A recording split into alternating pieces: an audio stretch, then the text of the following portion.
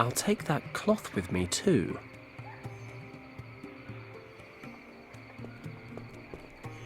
Feathers, blood.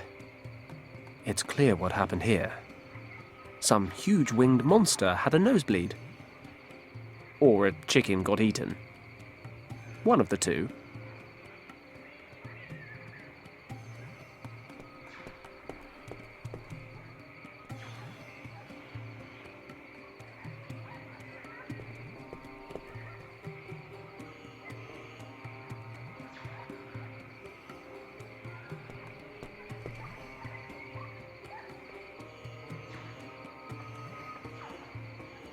The jug's broken, but I could still use it as a container.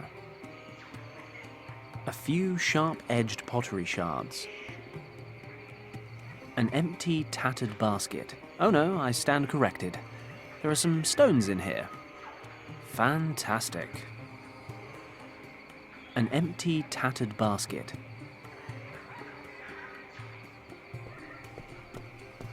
A man can never have enough feathers.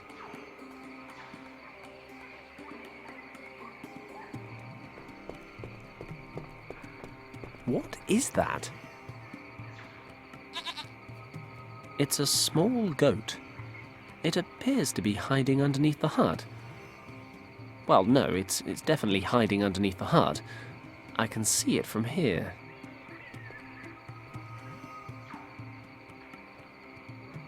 The basket's already broken, so I might as well finish cutting it up. I've dismembered the entire thing. All that's left are these thin sticks of wood and the hemp stitching. It's a tree. It's a big tree. There are leaves on it? I don't know. I loved climbing trees when I was a boy.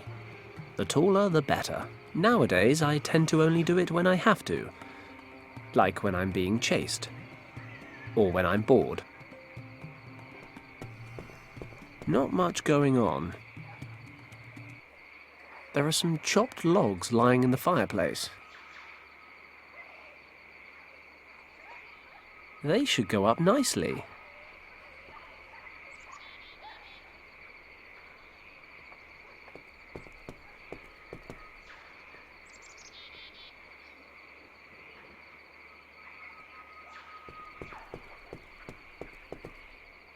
I'll just take a short wander into the jungle.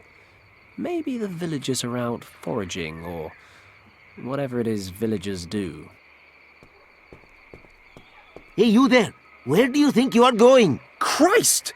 You frightened the life out of me! What the hell are you doing hiding in there? Get away from the edge of the jungle! Come here! What's wrong? Don't ask, just do what I say! Have I done something wrong? Sorry, I didn't mean to sneak around. I just wasn't sure where everyone had got to. There's a man-eater about. A what? Doesn't anything strike you as strange around here? Well, yes. He came into the village last night while we were sleeping. Who? The man-eater. Listen to me. The beast is still out there. I can feel it in my bones. And you're the only survivor? No, during these months, only women, children and old people live in the village. The young men work on the tea plantations. When he came, there was no one here to protect us. Those who could walk packed their things and left this morning. What sort of animal are we talking about here? I'm, something of an expert. A tiger, what else? A tiger? It was no normal tiger, it was a man-eater. Tigers normally avoid settlements. They hunt in the jungle. But now and again, a few of the particularly hungry ones stray into the villages. I remember the old stories from my childhood. When a man-eater has picked out a village, he stalks it for days until he can strike again. When you put it like that, it does sound kind of scary. But I have a very important task, and I'm looking for someone who can help me. What brings you here, stranger? I'm looking for an old monastery, or a temple. Do you know anywhere around here that fits the description? As a matter of fact, there is an old temple nearby. Great. How do I get there? Could you show me? You may have no instinct for survival, stranger, but I wish to retain what is left of my life. I cannot leave the village until the man-eater is dealt with. Okay, tell you what. I'll have a look around and think of something. If I deal with the tiger, will you lead me to the temple? Take my word for it, stranger. Great. It's a deal. Be careful out there.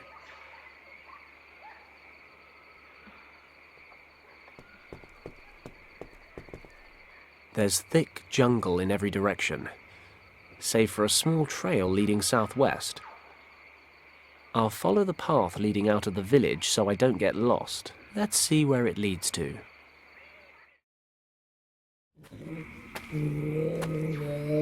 What is that sound? Christ, there really is a tiger out there. I never knew they sounded like that. Thinking about it, I'm not a vet, but this guy might be injured. No doubt he'd still eat me given half a chance. I should stay out of his way.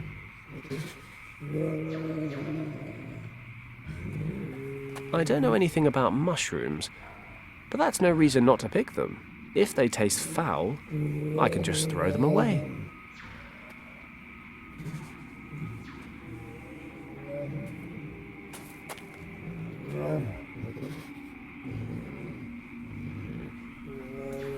Ugh. Leeches, dysentery, mud. Not very enticing. I've seen a worryingly large number of plane wrecks in the last week. At least this one wasn't my fault. As far as I know.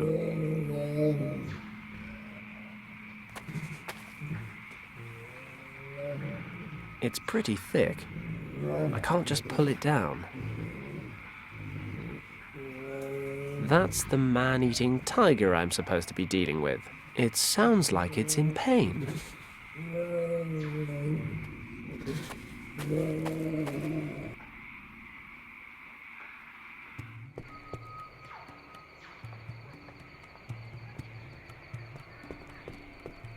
Hello?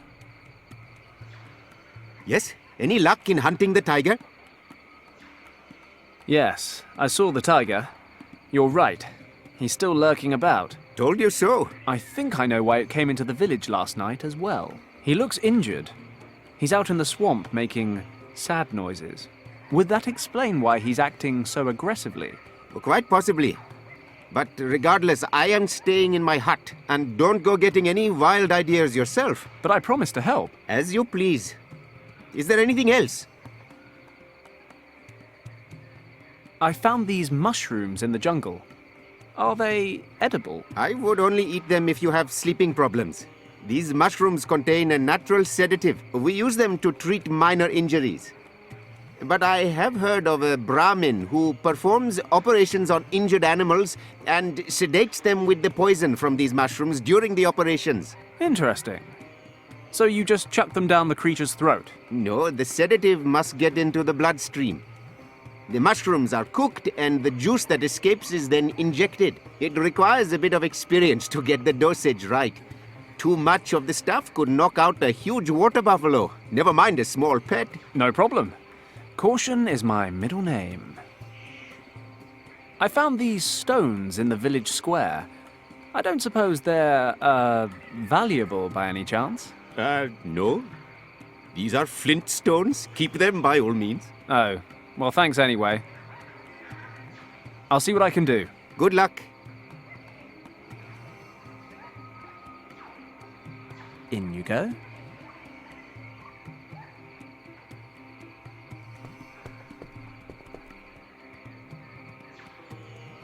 The reed's caught. The logs shouldn't be far behind. If the old guy is telling the truth, I can boil these mushrooms into some kind of natural sedative.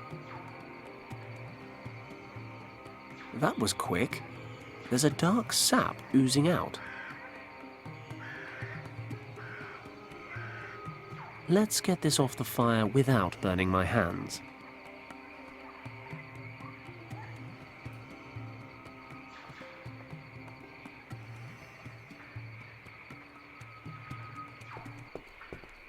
He looks hungry. Goats eat green things, don't they?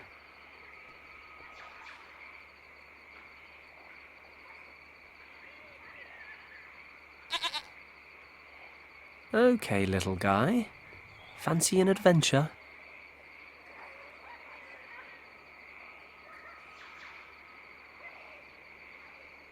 I can tie one of the pottery shards to one of the sticks. Great.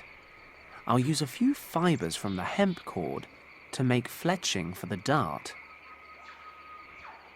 I'll dip the tip in the homemade tranquilizer. Voila! A perfect tranquilizer.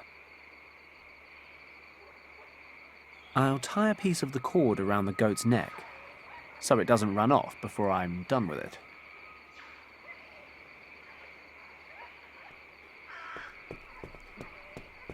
I'll tie him up here. I hope this works. Meh. Don't worry, you're not bait. You're just a distraction.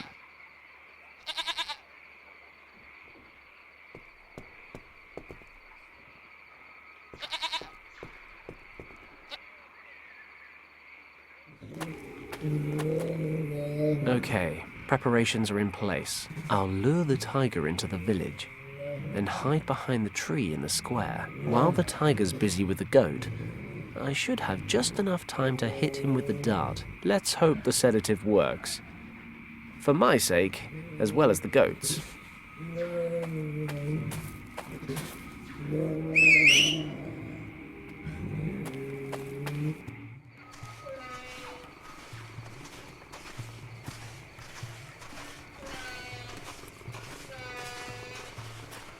Do or die. Only one shot at this. Concentrate.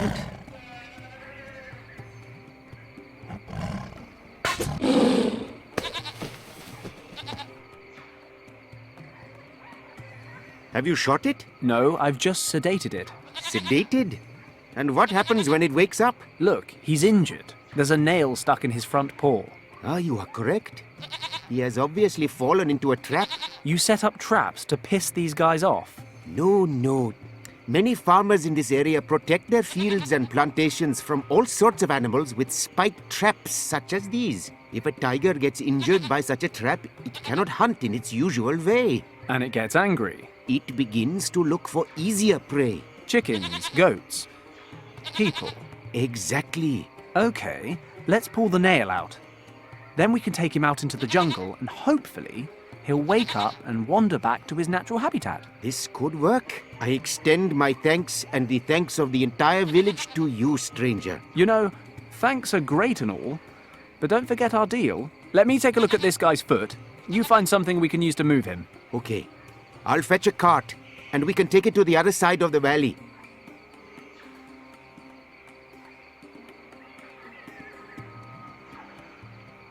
Okay, we're done. Then I will lead you to the old temple as promised. Follow me.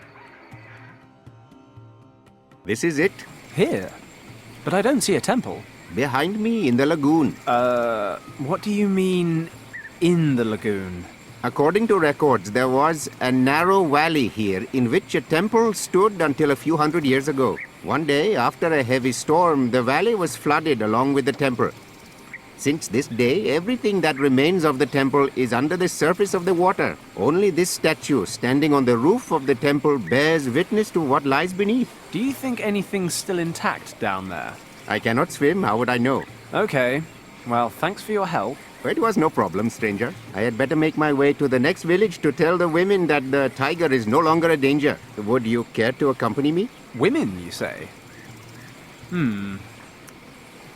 No, I really ought to get back to saving the world. Thank you, though. As you wish. Good luck. I usually need it.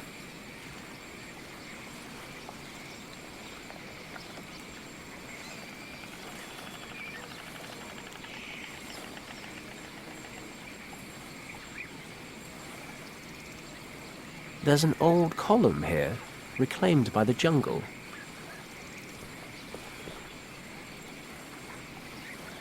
These plants are firmly attached. I can't just pull them away. Perhaps some of the temple's still intact. I've got to check it out. At least the water's nice and warm.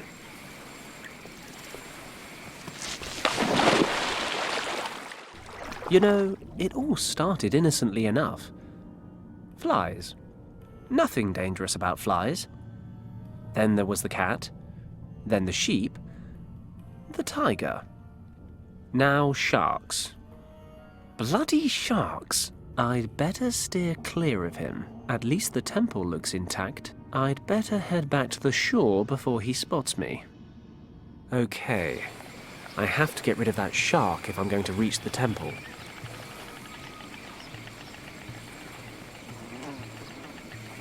I'll fill it with water.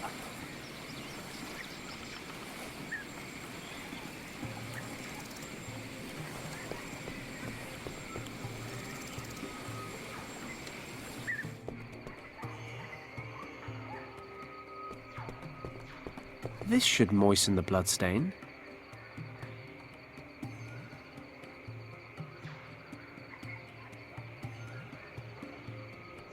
I've soaked the cloth in the blood.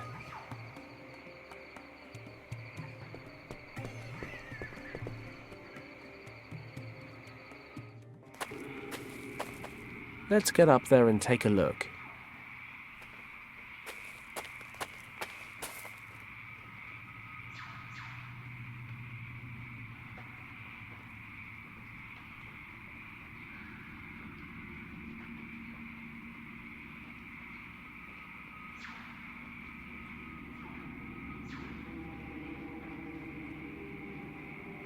This wreck's old. The jungle's begun eating into it. There's a cardboard box in relatively good condition in the glove compartment, but everything else is foobar. Let's see what's in this box. Looks like an old radio. A radio with a hand-operated generator. You produce power by turning this little crank on the side. Oh, it fell off. The cover is attached with 4 hexagonal nuts. I need something to unscrew them. Wow, blind luck. The radio crank fits right into the bolts on the cover. Ah, there's an electrics cable under here. Might come in handy.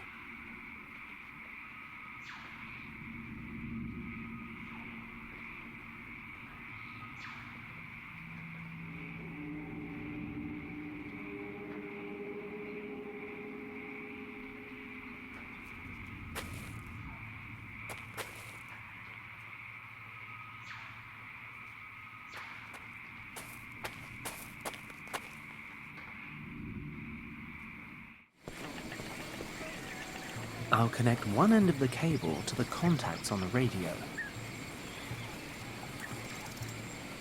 I'll knot the blood-stained rag onto the loose end of the cable.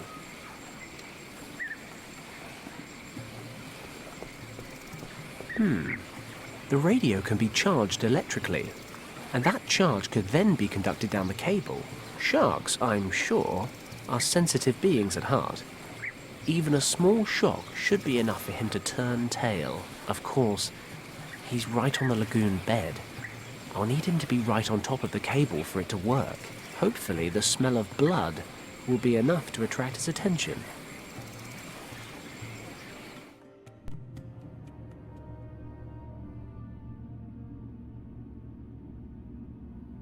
It's working. The shark's surfaced, and he's circling the bait. I need to hurry before he pulls the whole thing under. Whap! 40 volts straight to the face.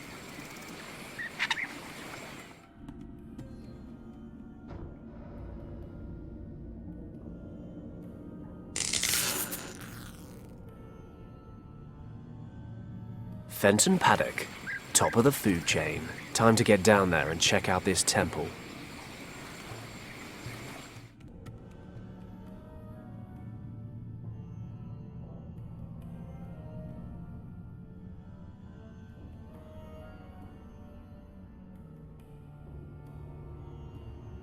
Weed, mud, clay. Yes, it's a lake bed. I'll collect some mud.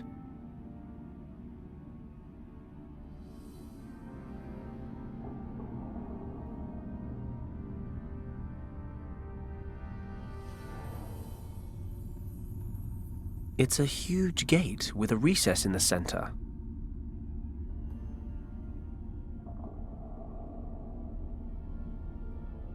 I have my strengths, but breathing underwater isn't one of them.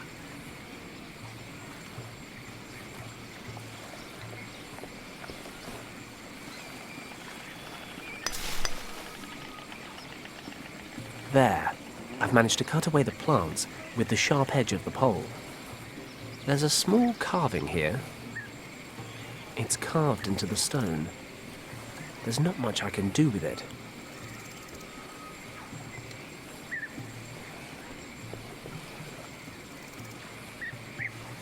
The cardboard softened in the water. Not bad. The damp cardboard should mold itself to the carving and dry in that shape. Of course, then it'll stick there forever. I need to grease it up first.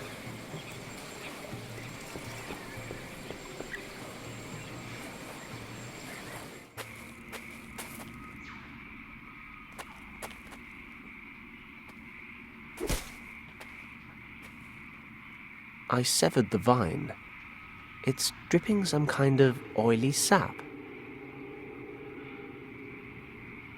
I'll soak the reeds with some of the sap.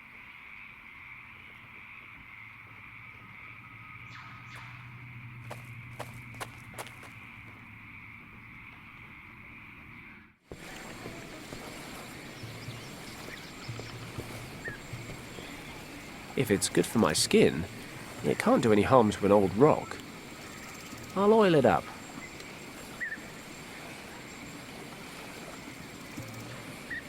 Perfect. This should make for a good mould. The damp cardboard will dry around the carving, and the plant oil should let me get it off again in one piece. The cardboard's dried in the heat. If I just remove it carefully, and yes, a beautiful cardboard mould. I fill the cardboard mould with clay.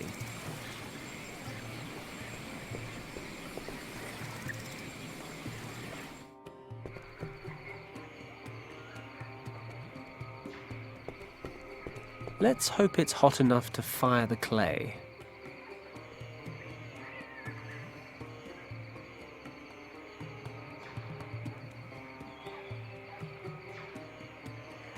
That should do it. The cardboard's burned away, and the clay looks pretty solid. Got it.